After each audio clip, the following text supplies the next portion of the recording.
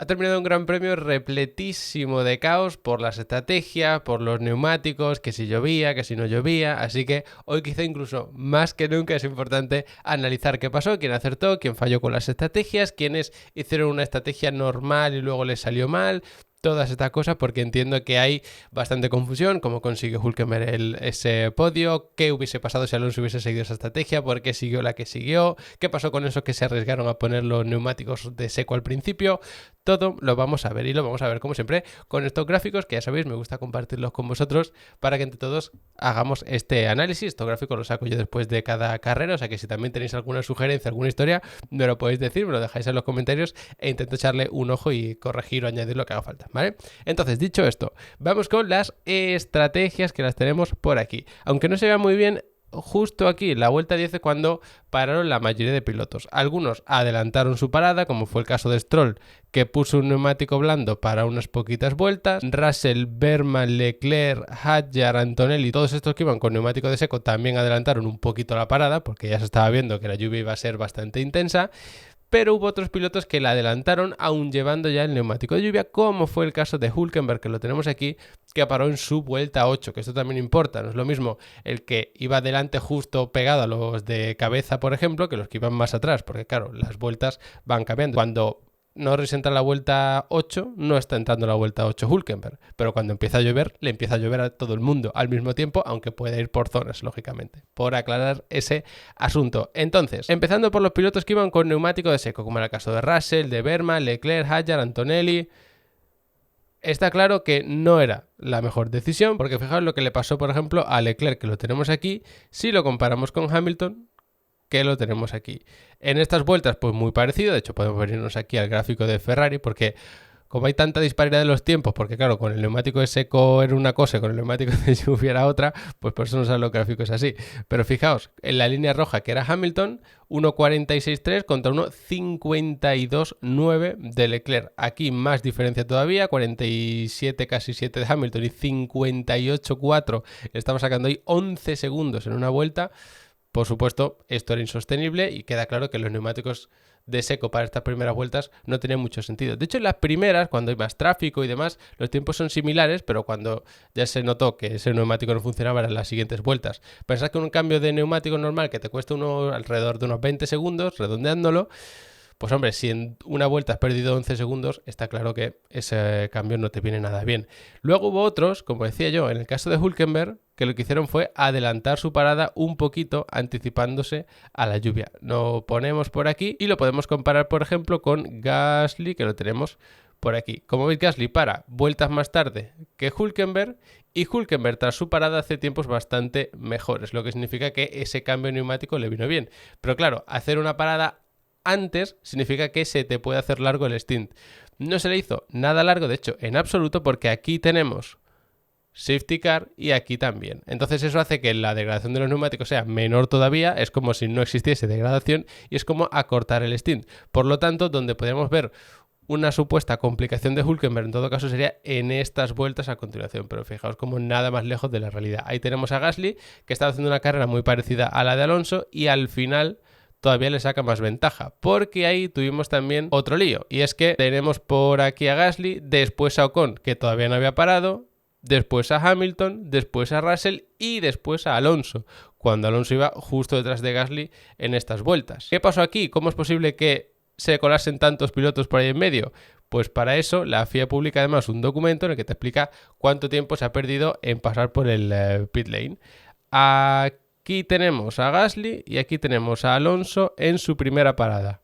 Como veis, 28.9 de Gasly, 28.7 de Alonso. No hay una diferencia muy grande. Pero si nos venimos aquí abajo del todo y comparamos a Gasly en vez de con Hülkenberg con Fernando Alonso, que lo tenemos por aquí, fijaos en estas vueltas cómo se le complica la cosa ahí a Alonso. En las anteriores están los tiempos prácticamente uno encima de otro, 1.46.4, otro 46.0, pero 4 décimas, que en una vuelta en seco es una barbaridad, en una carrera como esta no era para tanto, no daba como para que se te cuelen 3 pilotos o 4 entre los dos. Sin embargo, aquí tenemos ese problema y luego ya vemos como los tiempos son muy similares y todo esto. Sí que es cierto que al final pues tenemos a Alonso justo detrás de Gasly, más allá de que se les complicase en las últimas vueltas, donde ya llevaban el neumático de seco y todo esto. Pero hasta ese momento sí que es cierto que Alonso tuvo que ir recortando posiciones. De todos esos pilotos, Ocon pues tuvo que parar unas vueltas más tarde, luego tuvo ese choque con Wehrmann, en fin, todo el lío terrible. Hamilton adelantó a los dos y terminó además en una muy buena posición.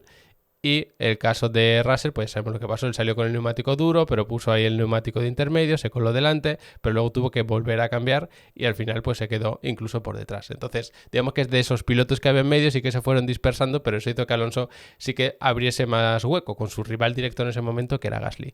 Entonces, ahí tenemos un poquito el resumen de todo lo que fue pasando. Otro caso interesante es el de Stroll, sobre todo para las primeras vueltas, porque él decide parar, pone el neumático de seco y luego vuelve a poner otra vez el neumático intermedio. Y no le salió para nada mal la jugada, si nos venimos aquí arriba lo podemos ver, porque Stroll en las primeras vueltas lo tenemos por aquí en la 12ª posición, después de todo el caos, algunas salidas de pista, todo eso está en 12º.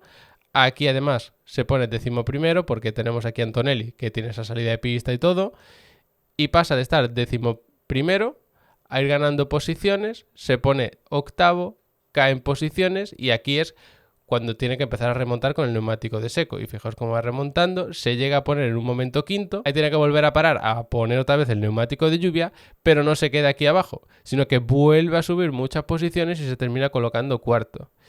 Ojo con la jugada de Stroll. ¿Es bueno poner ese neumático de seco en estas vueltas? Hombre, no le vino mal, pero yo creo que más o menos se hubiese quedado donde estaba. La clave es que por haber puesto el neumático de seco, le fue más urgente cambiar al neumático de lluvia.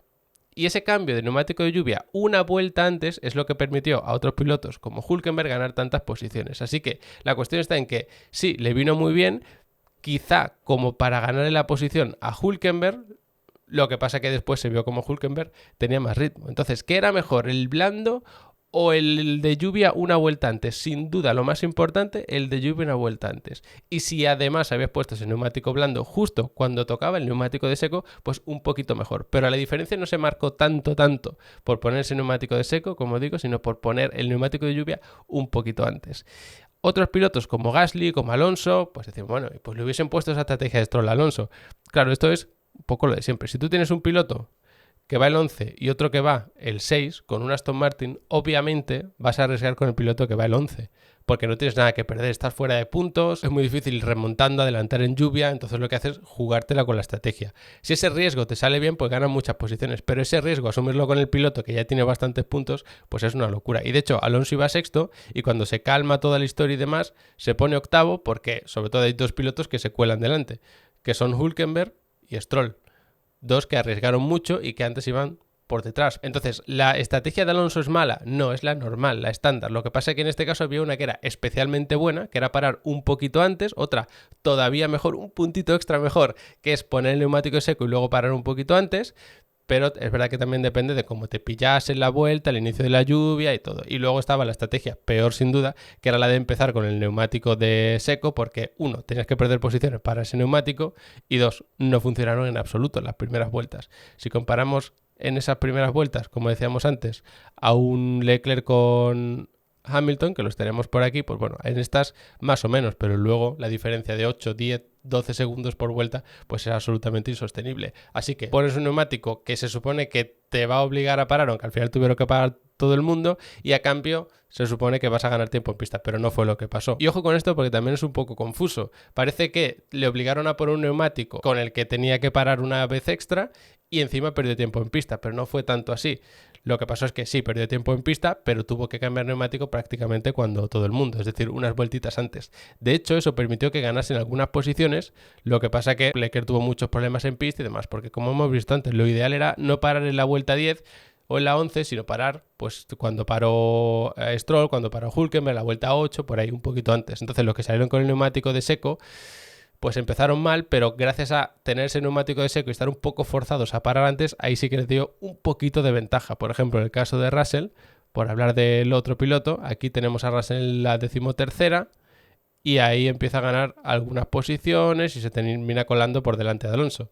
No porque el neumático de seco fuese mejor en las primeras vueltas, sino que paró una vuelta antes que Alonso y eso es lo que le sirvió a Russell para colarse ahí, Ocon porque en ese momento no había parado y por supuesto a Hülkenberg y Stroll que los mencionábamos antes. Empezar con el seco no era lo óptimo, pero parar 1 o 2 vueltas antes sí.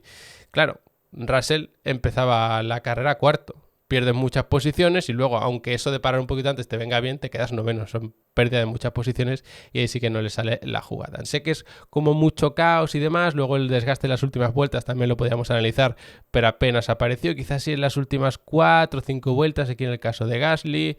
Bueno, Racing Bull por desgracia no hay mucho que analizar para ellos, en el caso de los McLaren tampoco hay mucho desgaste. Aparte de esto, de quizá el lío que hemos tenido por las estrategias, de que alguien acertó, porque unos hicieron una estrategia que no funcionaba y todo eso, hay otra cuestión interesante y es el tema de la sanción a Piastri, los 10 segundos. Y yo aquí es algo que digo siempre, cada uno podrá defender una cosa u otra, hay partes siempre subjetivas, pero es importante que si vamos a criticar pues, alguna decisión de la FIA o incluso alabar una decisión de la FIA, entendamos por qué han tomado esa decisión.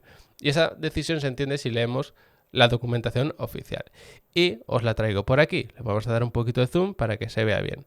La penalización es la estándar, porque la estándar en Fórmula 1 son 10 segundos más 2 puntos en la superlicencia. Se pueden aplicar atenuantes y bajar esos 10 segundos a 5, pero la base son 10 segundos, no son 5. No es que se vayan acumulando segundos extra a partir de los 5, no, son 10. Y a partir de ahí se puede quitar si hay algún atenuante interesante o se pueden incluso ir añadiendo, meterte un drive-thru, stop and go, todas estas cosas. Que entiendo que también es un poco confuso el tema.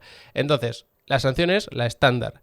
Y claro, las declaraciones de Verstappen tampoco ayudan mucho a evitar ciertas confusiones o ciertas falacias y demás, porque él literalmente dice que ya lo ha visto un par de veces, pero unas veces se sanciona, otras no, que si como Russell es británico pues ya no se le sanciona, lo de siempre. Pero si nos vamos al documento de la FIA nos explican cuál es la presión que se aplica y demás. Nos explican que cuando se iba a ir el safety car, que se apagan las luces y demás, el coche 81 de repente frena fuerte con 59.2 PSI de frenado durante varios metros, además, entre las curvas 14 y 15, es decir, la recta de atrás, y pasa de 218 km por hora a 52. Es mucha la diferencia de velocidad y además un Fórmula 1 ir a 50 por hora es como ir prácticamente parado. Y eso resulta en que el coche tiene que hacer una acción como evasiva para esquivarlo y evitar una colisión.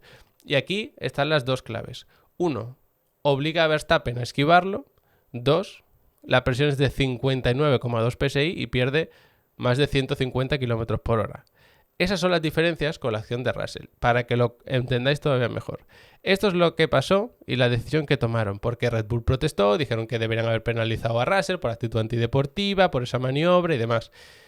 Resolución de la FIA. Viendo las evidencias y toda la historia, la explicación del coche 63 tiene sentido, y se estima que no es una actitud antideportiva. ¿Cuál es la aplicación que dan sobre el coche 63?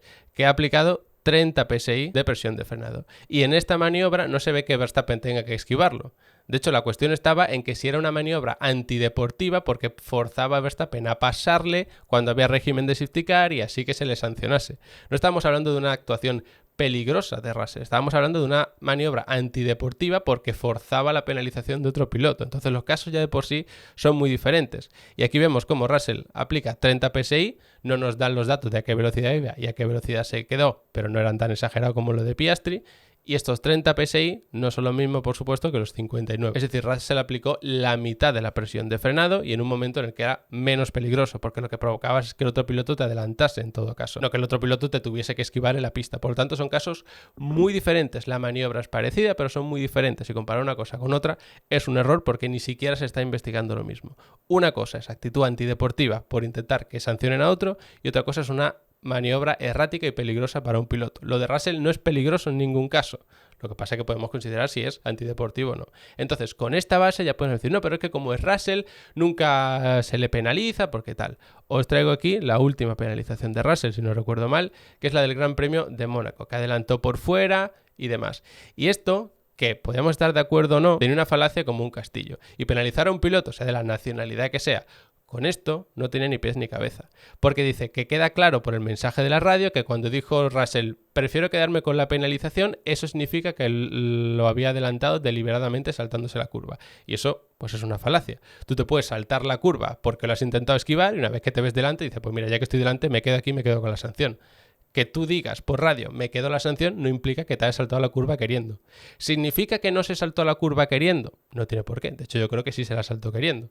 Pero es injusto sancionar a un piloto por esta declaración, por esta falacia al final. Y es un piloto inglés. Entonces, vamos a dejar un poco de si la nacionalidad es uno o es otro, y vamos a tenerlos a esto. Ahora bien, si analizamos todos los documentos de los diferentes pilotos, diferentes nacionalidades, vemos que en casos similares a los ingleses se les sanciona en un 20% de las ocasiones y al resto en un 90%, pues entonces podríamos decir, oye, aquí cuidado que hay cierta tendencia, pero no es el caso. Y si alguien nos dice pues que se sanciona un piloto u otro en función de su nacionalidad o el nombre que lleve o los colores o lo que sea, pues tenéis que investigar un poco la documentación. ¿Significa esto que se ha favorecido o perjudicado a Russell? Pues yo creo que ni una cosa ni la otra, porque al final es cierto que se le aplicó la sanción que en mi opinión se debería haber aplicado, pero el razonamiento no era. Y esto, en mi opinión, se podría haber protestado, pero bueno, al final el resultado creo que hubiese sido el mismo. Así que espero haber aclarado el asunto. Puedes estar a favor o en contra, pero no inventarte los motivos por lo que estás a favor o en contra de este tipo de acciones. Así que nada, espero que os haya resultado interesante. Sabéis que en Level Up Academy tenéis muchos cursos, por supuesto, la mayoría de técnicos, de telemetría, de reglaje, todo esto, tanto para competición real, los que queréis ser ingenieros o dedicaros a esto, como para los del Sim Racing, que también tenéis ahí algún contenido. Y lo que decía, también hay contenido sobre aspectos deportivos. Tenemos cursos sobre el reglamento deportivo de la FIA, del documento que aplica para competiciones en circuitos, o sea que ahí tenéis absolutamente de todo. Como siempre, muchas gracias por haberos quedado hasta el final del vídeo, espero que os haya resultado interesante y hayáis entendido bien lo que pasó y nos vemos muy pronto.